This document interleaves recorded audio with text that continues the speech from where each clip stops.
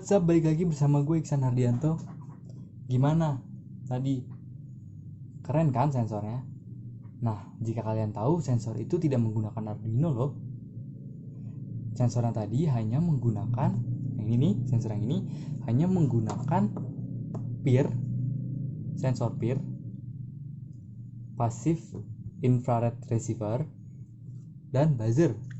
Nih buzzernya ini, gitu ya. Jadi ini tuh kita tidak perlu memprogramnya, dia sudah bisa aktif sendiri. Nah, bagaimana sih cara kerja sensor PIR? Yuk kita lihat. PIR atau disebut Passive Infrared Receiver merupakan sebuah sensor berbasiskan infrared. PIR tidak memancarkan infrared, ya, sesuai namanya, dia itu pasif.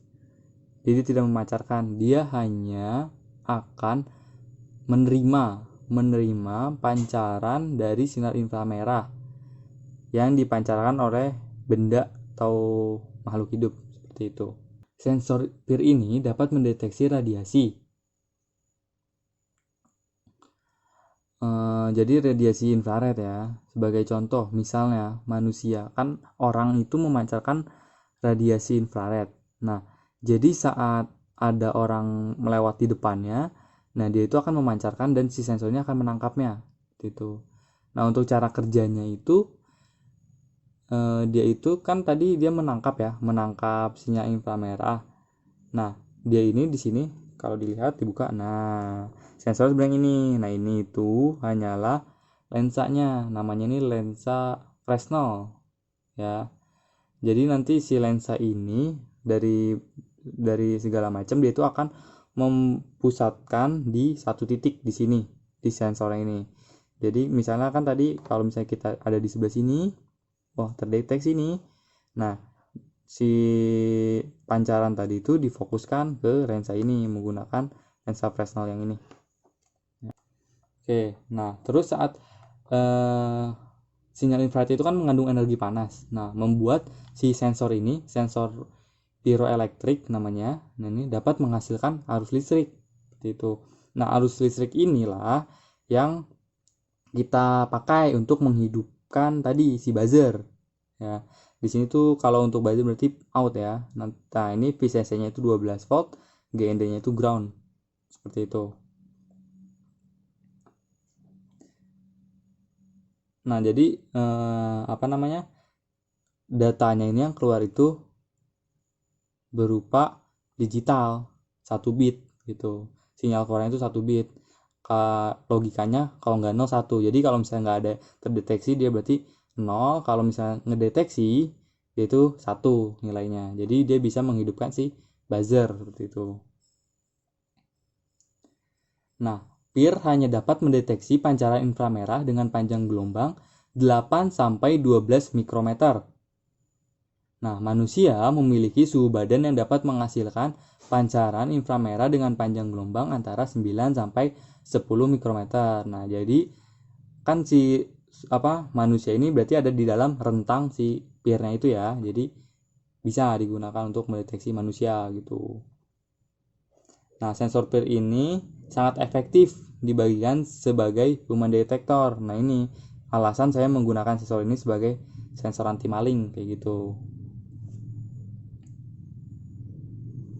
Dan untuk pancaran jarak sensor PIR ini, nah dia itu efektifnya hingga 5 meter kayak gitu. Bisanya maksimal tuh enggak maksimal ya, efektifnya 5 meter dikatakan di datasheet seperti itu. Nah, itu tadi penjelasan untuk sensor PIR ya. Jadi nanti kita akan lanjut bagaimana cara membuatnya. Oke. Kita akan lanjut bagaimana cara merakitnya. Oke, yang pertama yang kita butuhkan adalah sensor PIR box hitam. Ini udah saya bolongin ya. Terserah sih, ini opsional. Jika kalian mau pakai kardus juga bisa, atau pakai bahan-bahan lain, mungkin kayu segala macam, itu juga bisa. Switch, jack DC, alarm, buzzer, kabel jumper, dan power supply 12 volt yang saya pakai. Sekarang kita akan langsung masuk merakitnya ya.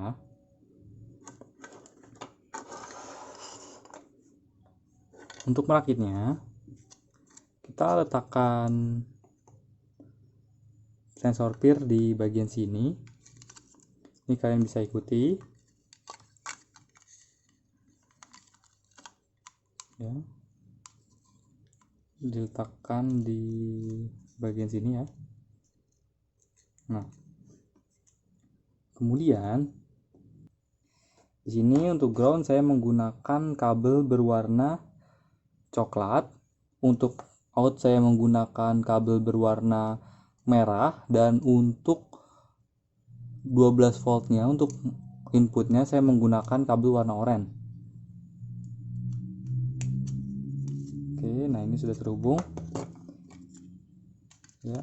Ini nanti kita akan kencangkan dengan rem tembak ya. Oke, kemudian di sini itu terdapat switch. Ini bisa kita taruh di sebelah sini ya, switchnya. Nah, oke. Lalu ada buzzer. Buzzernya ada di sebelah sini, ditaruhnya.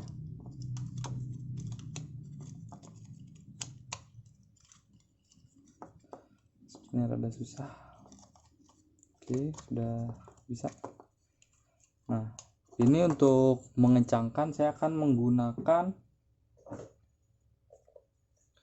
rem tembak.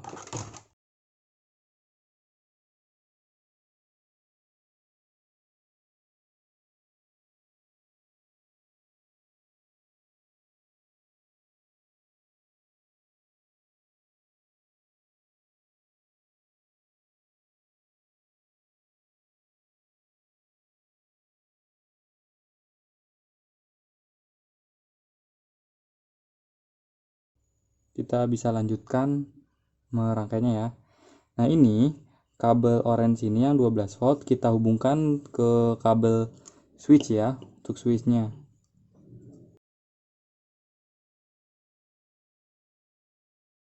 Ini kalian kalau ada solder boleh kalian solder. Berhubung solder saya rusak, jadi saya tidak bisa mensoldernya.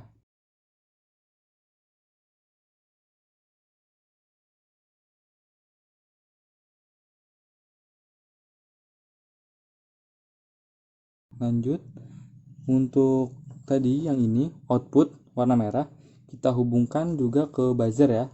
Buzzer juga warna merahnya, pin negatif positifnya ya, jangan sampai kebalik. Karena kalau terbalik ini bisa mempengaruhi rusak buzzernya.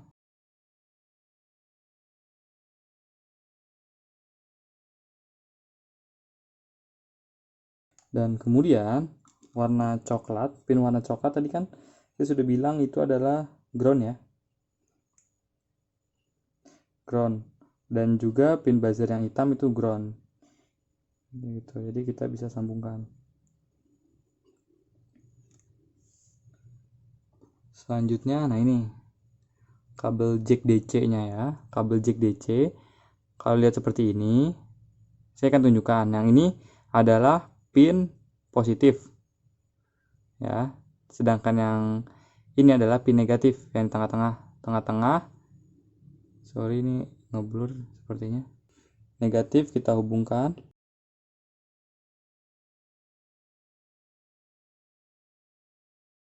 Dan tadi yang positifnya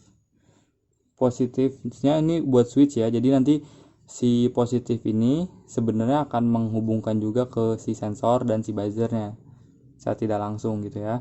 Jadi nanti kalau switchnya di onin dia akan terhubung. Oke, nah ini sudah jadi. Nah, ini nanti untuk ngerapihinnya ini kalian bisa, terserah kalian gitu ya untuk ngerapihinnya mau gimana nya.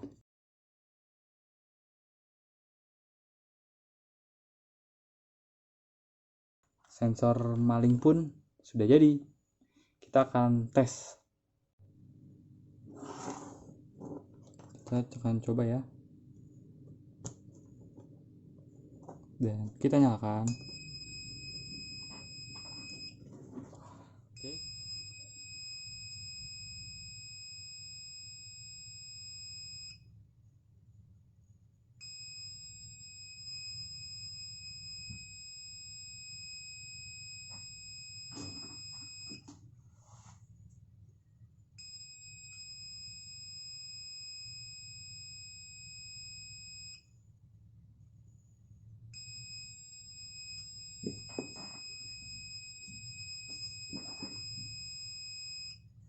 Nah, itu tadi proses tesnya sudah berjalan dengan baik ya.